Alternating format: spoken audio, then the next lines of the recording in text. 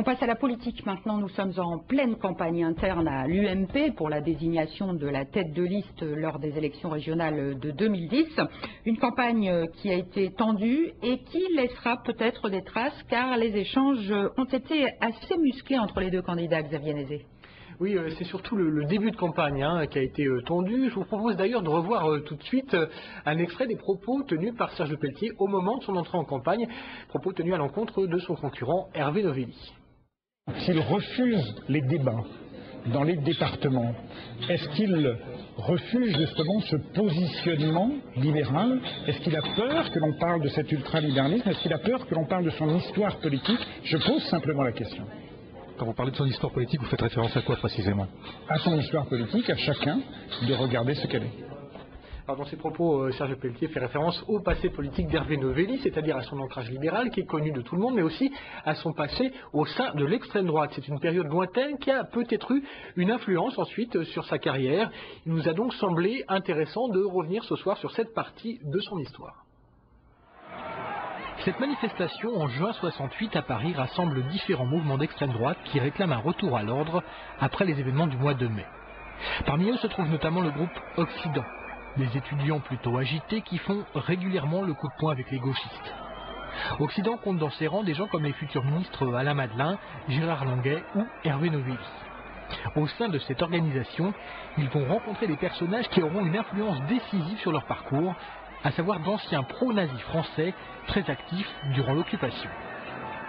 Ce ne sont pas des collabos, ils détestent Pétain. Ce qu'ils veulent, c'est un régime nazi en France. Ils sont convertis au nazisme. Bon. Et il leur dit, écoutez, perdez pas votre temps, enfin, que c'est que ça vos histoires de barre de fer et groupuscule étudiant à la fac de droit. Nous, on peut d'abord vous donner des moyens, des places, des piges, et puis, si plus d'affinité il y a, vous mettre sur orbite politique. On leur a offert des plans de carrière. L'historien Joseph Pinard a beaucoup travaillé sur les rapports entre l'extrême droite, le patronat et les syndicats.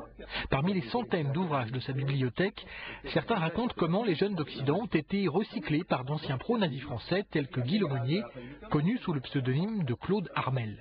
En 1970, pour combattre les effets de 1968, Armel crée l'Institut supérieur du travail, qui existe toujours, qui est un peu rangé des voitures aujourd'hui.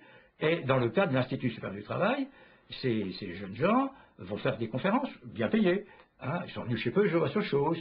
Et l'objectif, c'est de se battre contre les syndicats, à l'époque CGT-CFDT. Le patronat, via l'UIMM, l'Union des industries et métiers de la métallurgie, va alors financer un certain nombre d'organismes chargés de mener une guerre idéologique contre la gauche.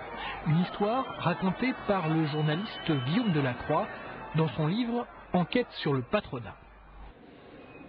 Ces officines-là, elles servaient d'intermédiaires pour essayer d'utiliser les gens qui étaient engagés dans les groupuscules d'extrême droite. Et puis ensuite, lorsque ces mouvements étaient interdits, à les recycler, si je puis dire, enfin en tout cas essayer de les remettre dans le droit chemin, à les faire sortir de la pure extrême droite pour les remettre dans le circuit politique, les rendre fréquentables et utiles à la cause, encore une fois, patronale, qui consistait à lutter contre les communistes. Et c'est ainsi qu'Hervé Novelli a trouvé du travail, comme il l'a raconté à Guillaume Delacroix. Il était étudiant à Dauphine et à l'époque il avait un job d'étudiant dans une de ces officines patronales qui s'appelle toujours l'Institut supérieur du travail. Il gérait la bibliothèque de cet institut qui était à l'époque très proche de la métallurgie, de l'UIMM. Et puis ensuite le premier job salarié qu'a eu Hervé Novelli, c'était un job de conseiller dans une structure de l'UIMM, un des syndicats de la métallurgie qui s'appelle la Fédération de la sidérurgie. Et il était chargé de mission. Il va ainsi rester une dizaine d'années employé de la chambre syndicale de la sidérurgie. À la même époque, il adhère au Front National, avant de rejoindre un autre mouvement d'extrême droite, le Parti des Forces Nouvelles. Les années 70, c'est une période où l'industrie de la métallurgie dépense beaucoup d'argent pour lutter contre l'éventuelle arrivée au pouvoir de la gauche. Les élections présidentielles de 1974, c'est le moment où effectivement paraissent des journaux, des brochures avec un tirage extrêmement fort, dont le dérivat de publication n'est autre que ce Lemonnier Armel. Et le Canard enchaîné a prouvé, tout document à l'appui, que l'UIMM avait financé.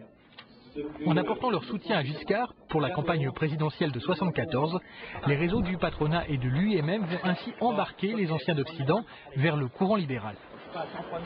Et finalement, ces gens-là ont abandonné la barre de fer pour rentrer en politique. Et le grand mouvement qui a permis à ces gens-là de redevenir fréquentables et puis de tourner le dos à leur jeunesse un petit peu obscure, c'était le libéralisme. Il n'y a pas de discontinuité entre Occident et ce qu'ils sont devenus ensuite, en tout cas du point de vue économique, de ce qu'ils pouvaient faire dans cette société. Comme ils ne pouvaient pas restaurer un fascisme des années 30, leur choix a été l'idéologie néolibérale. Ces policiers ont passé au peigne fin le bureau du président, Denis Gauthier-Sauvagnat, surnommé DGS. C'est en septembre 2007 qu'a éclaté le scandale de l'UIMM. L'instruction toujours en cours porte sur des retraits en espèces suspects au cours de la période 2000-2007. À cette occasion, les Français ont découvert que le patronat avait, bien avant cette période, constitué une caisse noire d'environ 600 millions d'euros pour lutter contre les grèves. Aujourd'hui, des spécialistes du sujet, comme ceux que nous avons rencontrés, estiment que ces fonds auraient aussi servi à financer certains syndicats et à accompagner quelques parcours politiques. Il y avait, curieusement, notamment la nuit, dans des débats où il n'y avait pas grand monde dans l'hémicycle, des députés ou des sénateurs qui défendaient des amendements qui avaient été rédigés ou soutenus par l'UIMM. Donc il y a des soupçons assez forts qui pèsent sur ces gens-là, mais on n'a aucune preuve. Alors Hervé Novelli fait partie de ceux qui ont voté ou défendu des amendements favorables à la métallurgie dans les années 90, mais encore une fois, on n'a aucun élément qui prouve qu'il y a eu des enveloppes qui ont circulé. Aujourd'hui, au 56 avenue de Wagram, siège de l'UIMM, on affirme que les méthodes ont changé. De même, Hervé Novelli a quitté depuis longtemps l'extrême droite pour rejoindre le Parti républicain, puis l'UMP. Pourtant, quelques liens intellectuels semblent subsister, comme on l'a constaté lors du 40e anniversaire de l'ALEPS, une officine proche du patronat. Quand le 40e anniversaire de l'ALEPS est célébré en décembre 2006 à Neuilly, avec la présence de Madame Parizeau, quand une partie de ces gens-là assistent à cette célébration, d'un certain point de vue, c'est un aveu. On a les liens de solidarité, de confraternité entre tous ces militants d'extrême droite devenus notables, le patronat, son institut de formation. Qu'une organisation ultralibérale puisse tenir ses assises dans les locaux, bon, il y en a des salles à Paris, qui plus est à Neuilly, c'est quand même extrêmement révélateur, quoi. Et Hervé Novelli ou Alain Madelin assistaient à cette réunion et ont rappelé avec émotion la proximité idéologique qu'ils avaient avec ces personnes-là. Selon le compte-rendu publié dans le bulletin de l'ALEPS, Hervé Novelli et Alain Madelin ont à cette occasion présenté l'ancien pro-nazi Claude Armel comme leur père spirituel. Hervé Novelli, qui a été contacté à plusieurs reprises, a refusé de répondre à nos questions sur ce sujet. Alors Xavier, il y a d'autres personnes qui n'ont pas voulu s'exprimer dans votre reportage. Oui, des personnes et des organismes, des institutions. Il y a notamment l'UIMM que nous avons contacté et qui n'a pas voulu nous donner son point de vue. Il faut rappeler que à l'UIMM, les équipes de direction ont complètement changé depuis que le scandale a éclaté. Mais l'enquête judiciaire, elle se poursuit. Elle est menée par le juge d'instruction Roger Leloir, qui cherche toujours à savoir où sont passés les 19 millions d'euros en espèces qui ont été retirés sur les comptes de l'UIMM par son ex-président Denis Gauthier-Sauvagnat. Et l'obstacle principal pour que l'enquête avance, c'est que Denis Gauthier-Sauvagnat refuse de parler. Une position qui fait d'autant plus ce scandale que l'UIMM lui a accordé une indemnité de départ d'1,5 million d'euros et lui en plus promis de prendre en charge tous les frais de sa défense.